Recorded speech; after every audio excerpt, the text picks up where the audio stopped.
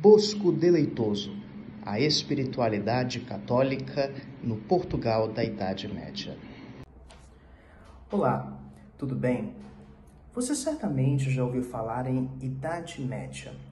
Essa expressão aparece frequentemente em filmes, em documentários, nas redes sociais e normalmente é acompanhada de uma outra expressão, essa de um caráter bastante pejorativo, Idade das Trevas.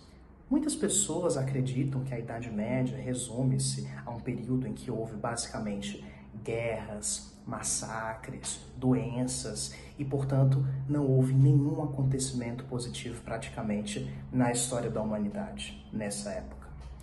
Pois bem, você sabia que essa noção hoje é considerada bastante ultrapassada entre os historiadores? Isso porque nós sabemos que a Idade Média, na verdade, constituiu um período muito rico do ponto de vista literário, religioso, intelectual e assim por diante. Um dos exemplos que eu vou falar aqui um pouquinho hoje para demonstrar que a Idade Média de fato foi um período muito mais significativo do que as pessoas normalmente pensam é o exemplo de uma obra maravilhosa, o Bosco Deleitoso. O Bosco Deleitoso é uma obra que foi composta em Portugal em algum momento entre o final do século XIV e o começo do século XV. Ela se configura como uma literatura de devoção, de doutrinação espiritual, de caráter místico e recheada de exemplos morais. É importante contextualizá-la do ponto de vista literário no fato de que na Península Ibérica, entre os séculos XIII e XV, houve a composição de diversas obras de caráter instrutivo e moralizante. O Bosco Deleitoso, portanto, está situado nesse contexto. Pois bem, o Bosco Deleitoso nos traz aí a jornada de vida interior de um peregrino, que é o seu protagonista, esse peregrino, em busca da salvação da sua alma. Esse é um texto, portanto, em que nós temos como temas centrais aqueles ligados à espiritualidade, à religião católica do período. O conhecimento da doutrina de Jesus Cristo, a busca pela meditação, pelo contato com Deus, com Cristo, contato interior. E é justamente a partir desses temas que nós podemos compreender o porquê desse título Bosco Deleitoso. Bosco, para você saber, é bosque em português medieval. Ora, o autor, a partir de uma abordagem bastante metafórica, nos conduz ao bosque como um lugar de vida solitária, um lugar propício, portanto, para entrarmos em contato com Deus. Esse é o objetivo maior do peregrino, entrar em contato com Deus, meditar os mistérios de Cristo, para com isso salvar a sua alma.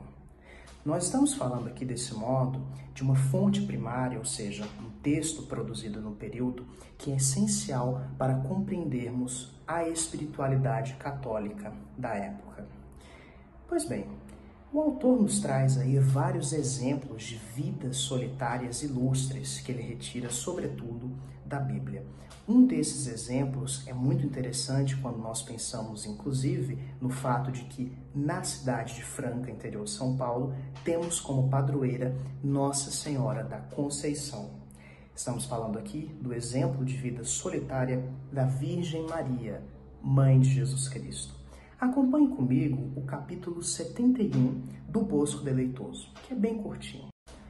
Só estava a Virgem Maria quando falava com o anjo, só enquanto veio sobre ela o Espírito Santo e a virtude do Altíssimo a assombrou. Só estava quando obrou a saúde do mundo e concebeu o Redentor de todos.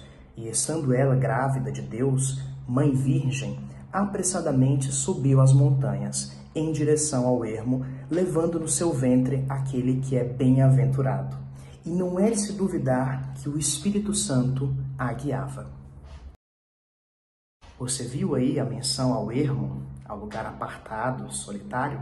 Pois bem, esse se configura realmente o desejo do nosso autor para os seus leitores.